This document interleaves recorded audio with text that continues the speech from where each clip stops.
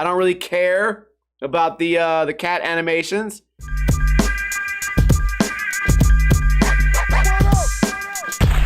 What is going on, guys? Welcome to another episode of Old School Review, the series where I review skateboarding videos from the past that inspired me. Today we are reviewing Maple Black Cat from 1999 on the YouTube channel High Quality Skate Videos. I highly recommend you guys subscribe to them.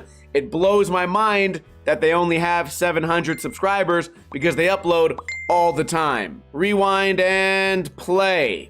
So a lot of you guys have been asking me why I don't review the whole video, and part of that is because I want to motivate you guys to go to High Quality Skate Videos and see what these videos are all about. I'm just kind of giving you a preview, plus I typically try to watch these videos in the review format in the same way that I would if I was watching it casually.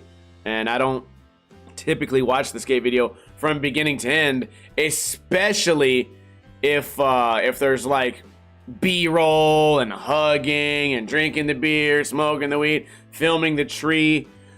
Also, something I noticed earlier as I was skimming through this video is I kind of thought that the wall rides, the wallies, the late shoves, the roll-on grinds, the no complies, I sort of thought that was, a more newer concept in skating. Not that it had just been invented, but for that to be cool, I sort of thought that was a 2020s kind of thing. But rewatching this video from 1999, I was reminded that all of those tricks have been done and have been being done for a long time. So I guess that was the intro. Starting off with, I think, Dave Coyne. Hopefully I'm not saying that wrong. Fast forward like I would. I don't really care about the cat animations, as interesting as they are. Oh, so Dave was who we just watched. Who is this guy? We don't know. I guess that's the problem with fast forwarding through the animations.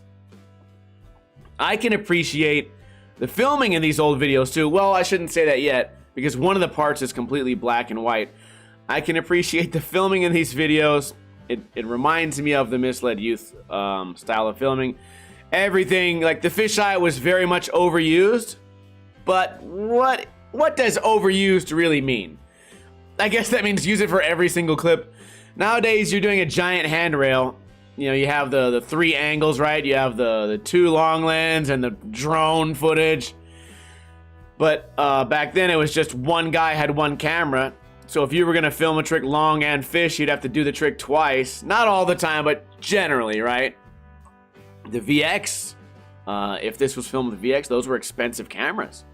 You think about how much easier it is to film for cheap now. A DSLR you can get with a stock lens for like $400. If you get an old one, $300. But the VX is still running what, $1,200? I don't know. Okay, I'm falling asleep with all the vert footage. Fast forward. Okay, so this is Dave Coyne. Wait. Okay, I'm getting it all wrong. Anyways, there's a late shove right there. We're gonna get some wall rides. We get the cool tech tricks. We get the stairs tricks. Is this guy like 5 feet tall? I remember this guy in a video I have called Tactical Manual, and he also did a finger flip in there. I think he actually had the last trick of the video with a finger flip board slide. I'm wondering if we already reviewed that. If we did, we probably reviewed a shitty quality version.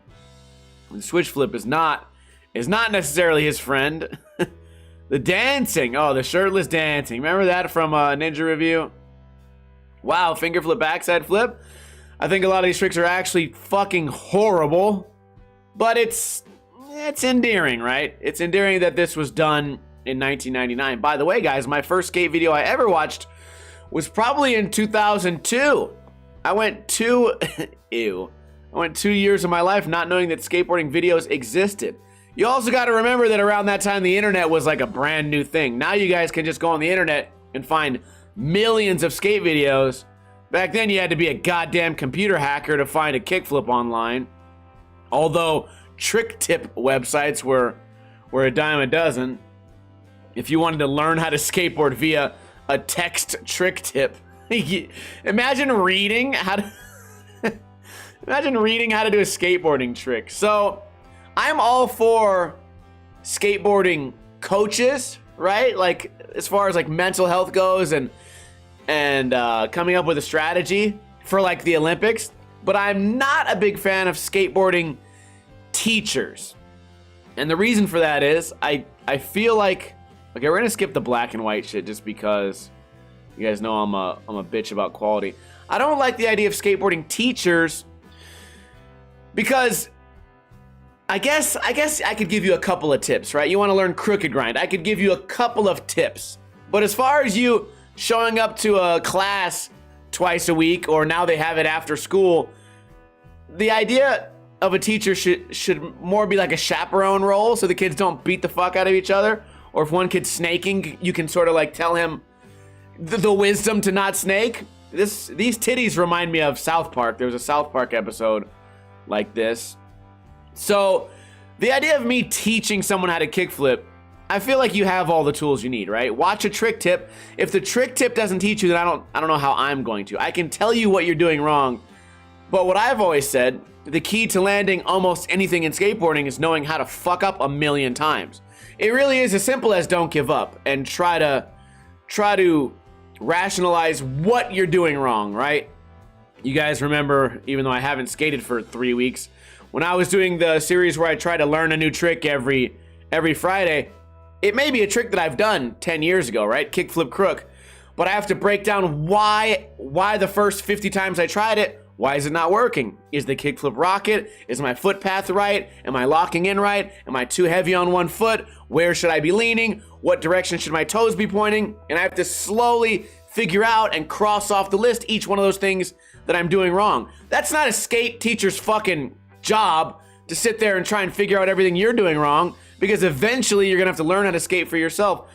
I've also said skating is a lot of the best skaters over the years.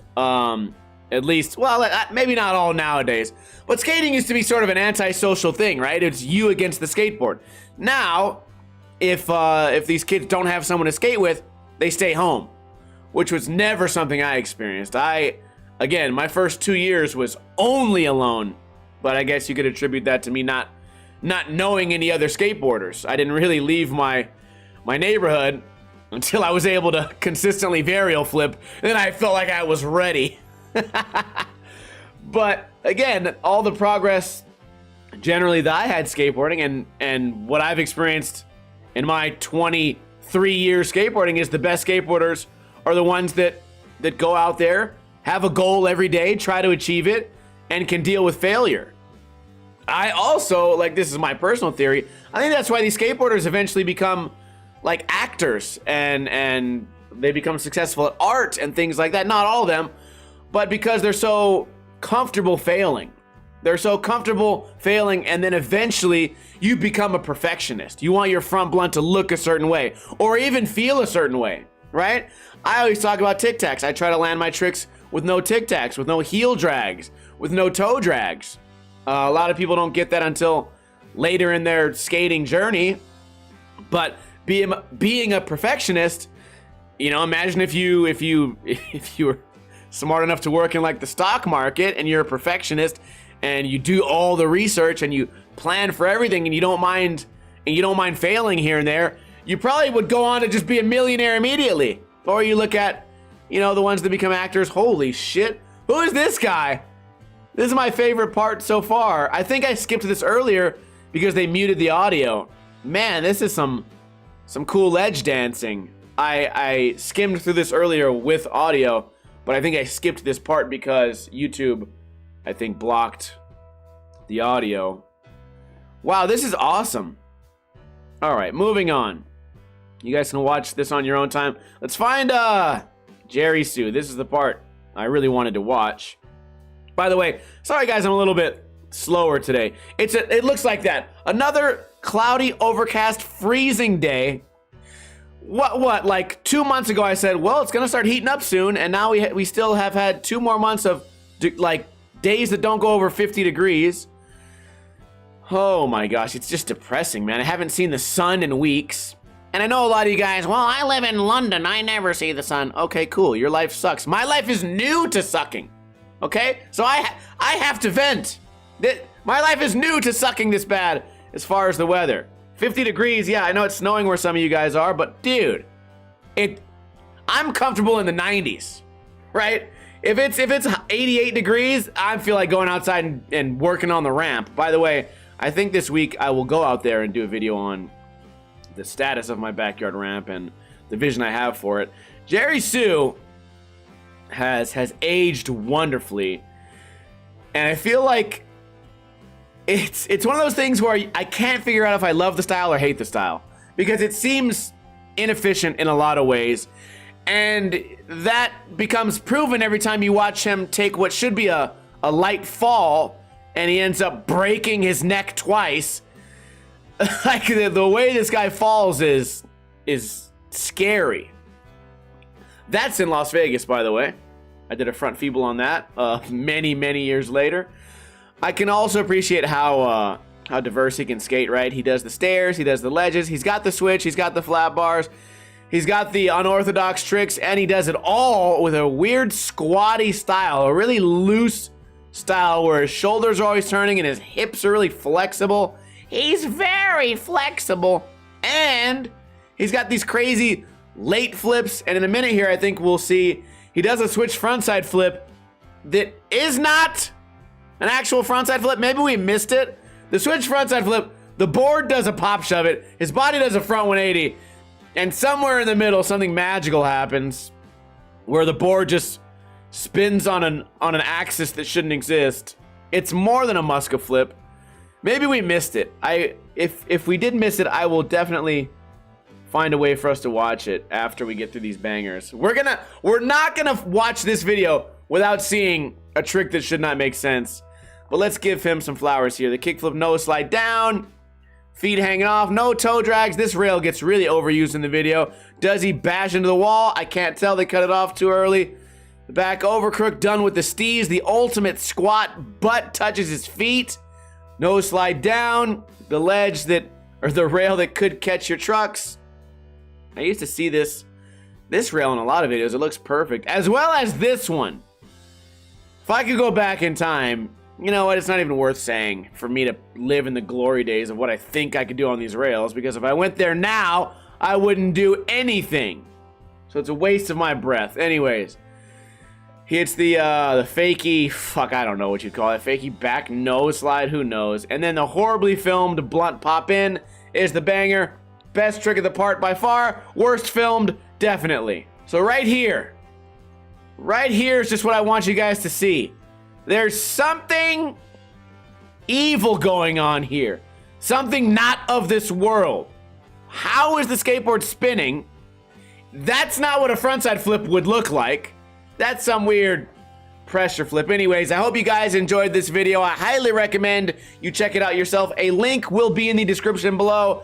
And High Quality Skate Videos also offers this video the way it was meant to be seen in 4:3 instead of 16:9. But you know me, I like the wide screen. I don't want to watch YouTube with 2 black bars on each side. I don't like the way it looks. As I said earlier, I'm probably not going to be skateboarding this week because, again, 60-mile-per-hour winds, the sun's not out, it's freezing. It even snowed twice. Twice in 1 week. Can you imagine a place that in 2 months from now, it will be 116 degrees, but it's snowing 2 months earlier? I don't know how any human beings can live here. I know, all I do is complain. I hope you guys have a great weekend, and let me know which video you want me to review next week. We can either do an old school review or a more modern pro skater review. Let me know. I'll catch you guys next time. Kuna Matata. In the arms